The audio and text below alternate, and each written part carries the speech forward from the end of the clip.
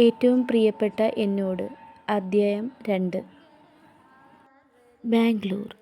Bangalore days സിനിമയിലെ നസ്രിയയുടെയും ദുൽഖറിൻ്റെയും നിവിൻ പോളിയുടെയും ബാംഗ്ലൂർ.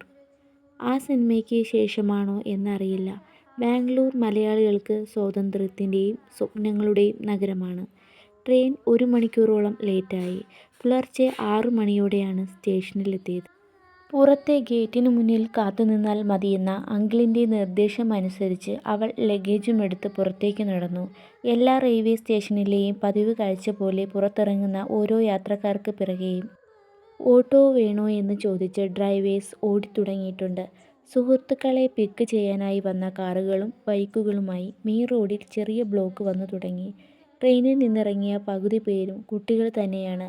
പക്ഷേ ഇത്രയും പയ്യന്മാർ ഈ ട്രെയിനിൽ ഉണ്ടായിട്ടും എന്താണ് ഒരെണ്ണം പോലും തൻ്റെ കമ്പാർട്ട്മെൻറ്റിൽ ഇല്ലാതെ പോയെന്ന് ആലോചിച്ചിരുന്നപ്പോഴേക്കും അങ്കിൾ കാർ കൊണ്ടുവന്ന് മുന്നിൽ നിർത്തി ഹോണടിച്ചു.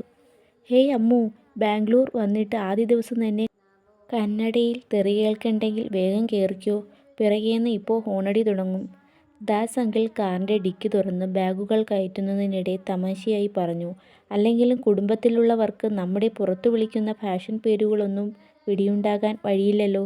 ഫോണിൽ വിളിച്ചപ്പോഴും ആൻറ്റിയും അങ്കിളും അമ്മു എന്നു തന്നെയാണ് വിളിച്ചിട്ടുള്ളത്. ഫോണിലൂടെ ഇടയ്ക്കൊക്കെ സംസാരിച്ചിട്ടുണ്ട് എന്നല്ലാതെ ഇതുവരെ ഇവരെ ആരെയും അവൾ നേരിട്ട് കണ്ടിട്ടില്ല.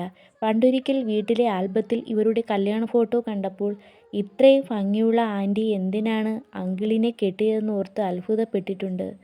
അവനിപ്പോൾ ഉള്ളതൊക്കെ ചെറിയ പ്രായത്തിൽ കഷ്ടപ്പെട്ട് പണിയെടുത്ത് ഉണ്ടാക്കിയതാണെന്നൊക്കെയുള്ള അച്ഛനമ്മമാരുടെ അഭിമാന കഥ കേട്ടപ്പോൾ ചിലപ്പോൾ കാശുകൊണ്ട് കിട്ടിയതാകാമെന്ന് വിചാരിച്ചു. അല്ലെങ്കിലും ലുക്കിലല്ല കാര്യമിരിക്കുന്നതെന്ന് മനസ്സിലാക്കാനുള്ള ബുദ്ധിയൊന്നും ജനിച്ച അന്നു മുതൽ ബോഡി ഷെയ്മിങ് കേട്ടുവളരുന്ന കുട്ടികൾക്ക് ഉണ്ടാകാൻ ഇടയില്ലല്ലോ. ബാംഗ്ലൂരിൽ ജോലി കിട്ടിയെന്ന് പറഞ്ഞപ്പോൾ മറ്റൊരു ബന്ധുവായ ദാസും കുടുംബവും അവിടെയാണല്ലോ, അവരെ ഒന്ന് വിളിക്കൂ എന്ന് അച്ഛൻ ഓർമ്മിപ്പിച്ചു. പിന്നെ കുട്ടികളെ മറ്റൊരു നാട്ടിൽ വിടുമ്പോൾ, പ്രത്യേകിച്ച് പെൺകുട്ടി കൂടിയാകുമ്പോൾ ഒരു ഫാമിലി സപ്പോർട്ട് ഉള്ളത് നല്ലതാണെന്ന അമ്മയുടെ അഭിപ്രായം കൂടിയായപ്പോഴേക്കും ദാസ് അങ്കിൾ ബാംഗ്ലൂരിലെ അവളുടെ ലോക്കൽ ഗാർഡിയനായി. അവരുടെ കൂടെ ഫ്ലാറ്റിൽ നിന്നാൽ മതിയെന്ന ഓഫർ മുന്നോട്ട് വെച്ചെങ്കിലും പിന്നീട് അത് വേണ്ടെന്ന് തോന്നി. കുടുംബവുമായി എന്തെങ്കിലും കണക്ഷനിൽ പെട്ടാൽ പിന്നെ ബാംഗ്ലൂർ സിറ്റിയിൽ ശ്വാസം വിടാൻ പോലും അനുവാദം ചോദിക്കേണ്ടി വരും. ഓഫീസിൽ അടുത്തുള്ള ഒരു ഹോസ്റ്റലിൽ താമസം ശരിയാക്കി. ഇവരുടെ വീടുമായി വലിയ ദൂരവ്യത്യാസം ഇല്ലാത്തതുകൊണ്ടും പിന്നെ ഒരു കുടുംബത്തിലൊന്നും പോയാൽ മര്യാദയ്ക്ക് നിൽക്കാൻ ഇവൾ ഇനിയും പഠിച്ചിട്ടില്ലെന്ന അമ്മയുടെ ക്ലീൻ സർട്ടിഫിക്കറ്റ് കിട്ടിയതുകൊണ്ടും ഹോസ്റ്റൽ തീരുമാനം എളുപ്പമായി. രാത്രി ഉറക്കമൊക്കെ കിട്ടിയോ? യാത്രയിൽ ബുദ്ധിമുട്ടൊന്നും ഉണ്ടായില്ലല്ലോ? കാർ സ്റ്റാർട്ട് ചെയ്തുകൊണ്ട് അങ്കിൾ ചോദിച്ചു. ഇല്ല, കുറച്ച് ലേറ്റായതൊഴിച്ചാൽ വേറെ പ്രശ്നമൊന്നും ഉണ്ടായില്ല അങ്കിൾ. ഇത്രയും നേരത്തെ ബുദ്ധിമുട്ടി വണ്ടിയെടുത്ത് വരേണ്ടതില്ലായിരുന്നു. ലൊക്കേഷൻ പറഞ്ഞിരുന്നെങ്കിൽ ഞാൻ ഒരു ഓട്ടോ പിടിച്ച് വന്നേനെ. അവളും ഔപചാരികത കൈവിട്ടില്ല. അയ്യേ, ഇതൊക്കെ എന്ത് ബുദ്ധിമുട്ട്. എനിക്ക് ശാലുവിനെ പോലെ തന്നെയല്ലേ നീയും. നിനക്ക് ഞങ്ങളൊക്കെ സ്വന്തമല്ലേ. ഇതാണ് വർഷത്തിൽ ഒരിക്കലെങ്കിലും കുടുംബക്കാർ ഒന്നുകൂടണം എന്ന് പറയുന്നത്. അല്ലെങ്കിൽ ഇതൊക്കെ ഒരു ബുദ്ധിമുട്ടായി പരസ്പരം തോന്നും. അങ്കിളിൻ്റെ ഒരേയൊരു മോളാണ് ശാലു. ഇപ്പോൾ +1 പഠിക്കുന്നു.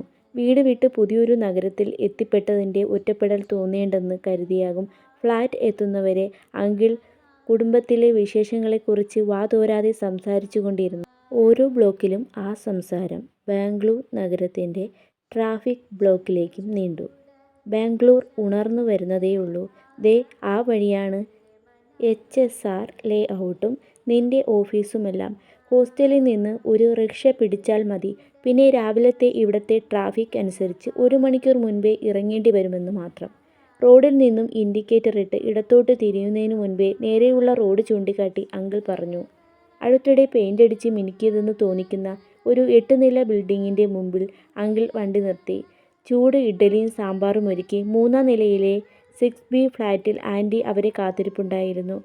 ഞായറാഴ്ചയായതിനാൽ ശാലു രാവിലെ ട്യൂഷന് പോയി. 2 മുറികളും ചെറിയ ഡൈനിങ് ഹാളും അടുക്കളയുമായി ഒരു ചെറിയ ഫ്ലാറ്റ്. ഡൈനിങ് ഹാളിൻ്റെ നേരെ വലതുവശത്താണ് ബാൽക്കണി. വലിയൊരു കറിവേപ്പില ചെടിയും ആൻറ്റിയുടെ ചെറിയ പച്ചക്കറി കൃഷിയുമൊക്കെയായി ബാൽക്കണി സമൃദ്ധമാണ്. ബാൽക്കണിയിൽ നിന്ന് നോക്കിയാൽ അപ്പുറത്തുള്ള ഫ്ലാറ്റുകളെയെല്ലാം ഉൾവശം നന്നായി കാണാം. നേരെ മുന്നിലുള്ള ഒരു ഫ്ലാറ്റിൽ ആൾതാമസമൊന്നുമില്ലെന്ന് തോന്നുന്നു. അതിനടുത്തുള്ള ഫ്ലാറ്റിലെ അയലിൽ ഉണക്കാനിട്ട തുണി കണ്ടാൽ തന്നെ താമസക്കാർ ബാച്ചിലേഴ്സ് ആണെന്ന് മനസ്സിലാക്കാം. എൻ്റെ കറിവേപ്പില ചെടി ഒന്നും ചവിട്ടല്ലേ. പുറത്തെ കാഴ്ചകൾ കണ്ടുകൊണ്ടിരുന്ന അവളോട് കയ്യിൽ ഒരു പാത്രത്തിൽ മുറിച്ചു വെച്ച പഴുത്ത മാങ്ങയുമായി ഹാളിലേക്ക് നടന്നു വരുന്നതിനിടെ ആൻറ്റി വിളിച്ചു പറഞ്ഞു. അയ്യോ ഇല്ല, ഞാനിത് കണ്ടായിരുന്നു. ആൻറ്റിക്ക് കൃഷിയൊക്കെ നല്ല ഇഷ്ടാന്ന് തോന്നുന്നു. വലിയ ഇഷ്ടമൊന്നുമില്ല, പക്ഷേ ഇവിടെ ഒറ്റയ്ക്ക് ഇരിക്കുമ്പോൾ വേറെയൊന്നും ചെയ്യാനില്ലാത്തതുകൊണ്ട് കാട്ടിക്കൂട്ടുന്നതാ. അവർ രണ്ടാളും പോയാൽ പിന്നെ എനിക്കിവിടെ വേറെ പണി വേണ്ടേ. ആൻറ്റി B.Ed എല്ലാം കഴിഞ്ഞതാണല്ലേ, അമ്മ പറഞ്ഞ്. ജോലിക്കൊന്നും ശ്രമിച്ചില്ലേ. ഇല്ല, അങ്കിളിന് ജോലിക്ക് പോകുന്നതൊന്നും ഇഷ്ടമല്ല. പിന്നെ ഇവിടെ കുട്ടികൾക്ക് ട്യൂഷൻ എടുക്കാറുണ്ടായിരുന്നു. ഇപ്പോൾ അതും നിർത്തി. ഇനി എന്ത് ചോദിക്കുമെന്നറിയാതെ അവൾ കയ്യിലൂടെ ഒലിച്ചിറങ്ങിയ മാങ്ങയുടെ നീര് ജീൻസിൻ്റെ സൈഡിൽ തുടച്ച് പുറത്തോട്ട് നോക്കി.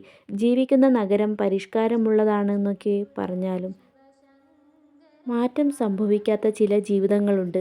വീട്ടിലെ ചുവരുകളെന്നോ ഫ്ലാറ്റിലെ ചുവരുകളെന്നോ വ്യത്യാസമില്ലാതെ ആ 4 ചുവരുകൾക്കുള്ളിൽ ജീവിച്ചൊടുങ്ങാൻ വിധിക്കപ്പെട്ട ചിലരുണ്ട്. ഉച്ചയ്ക്ക് ഭക്ഷണമെല്ലാം കഴിഞ്ഞിട്ട് നമുക്ക് ഹോസ്റ്റലിലേക്ക് പോകാട്ടോ. അപ്പോഴേക്കും ശാലുവും ക്ലാസ് കഴിഞ്ഞെത്തും. 1 മിനിറ്റിലെ നിശബ്ദത ഭേദിച്ച് ആൻറ്റി വീണ്ടും സംസാരത്തിന് തുടക്കമിട്ടു. ജോലിയുടെ ആവശ്യത്തിനായി അങ്കിൾ പുറത്തു പോയതുകൊണ്ട് ഉച്ചഭക്ഷണത്തിനും അവർ 2 പേർ മാത്രമേ ഉണ്ടായിരുന്നുള്ളൂ.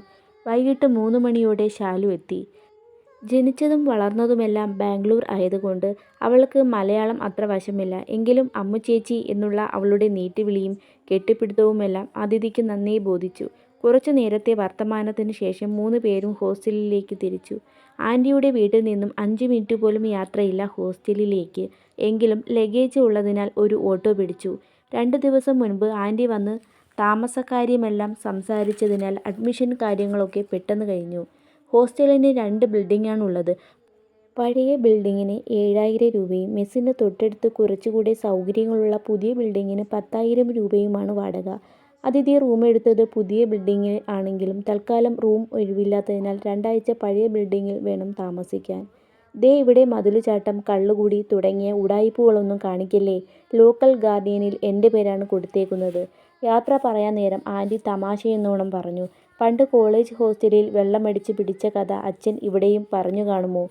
അല്ലെങ്കിലും ഈ വീട്ടുകാരിങ്ങനെയാണ്. മറ്റുള്ളവരോട് നമ്മുടെ കുറ്റങ്ങളും കുറവുകളുമല്ലാതെ ഒരു നല്ല വാക്ക് പറയില്ല. ഹേയ്, അങ്ങനെ വരാൻ ചാൻസില്ല. അങ്ങനെയെങ്കിൽ മതിലുചാട്ടത്തിൻ്റെ കാര്യം പറയേണ്ടതില്ലല്ലോ. അത് ഇതുവരെ ട്രൈ ചെയ്യാത്ത ഐറ്റമാണല്ലോ എന്ന ചിന്തയിൽ അവൾ റൂമിലേക്കുള്ള പടികൾ കയറി. സ്റ്റെപ്പ് കയറി ചെല്ലുമ്പോൾ കാണുന്ന ആദ്യത്തെ മുറി അവളുടേതാണ്. 2 കട്ടിലും കബോർഡും ഒരു മേശയും മാത്രമേ മുറിയിലുള്ളൂ. ചെറുതാണെങ്കിലും മുറി നല്ല വൃത്തിയായി സൂക്ഷിച്ചിട്ടുണ്ട്. വൈകിട്ട് റൂംമേറ്റ് വരുമ്പോൾ എന്തായാലും ഒരു അഭിനന്ദനം അറിയിക്കണമെന്ന് അവൾ മനസ്സിലുറപ്പിച്ചു. ലഗേജെല്ലാം ഒതുക്കി വെച്ച് ബാംഗ്ലൂരിൽ തണുത്ത പൈപ്പ് വെള്ളത്തിൽ കുളിച്ചു കഴിഞ്ഞപ്പോഴേക്കും സമയം 8 ആയി. ഈ മുറിയിലുള്ള കുട്ടി എന്താണ് ഇനിയും വരാത്തത്. 9:30 കഴിഞ്ഞാൽ മെസ് അടയ്ക്കും. ആദ്യത്തെ ദിവസം ഒന്നും അറിയാതെ എങ്ങനെയാണ് ഒറ്റയ്ക്ക് മെസ്സിൽ പോകുന്നത്. സ്കൂളിൽ പഠിക്കുമ്പോൾ ബാത്റൂമിൽ പോകണമെങ്കിൽ വരെ അവൾക്ക് മറ്റൊരാളുടെ കൂട്ട് വേണം. അതിഥി ഡോർ തുറന്നു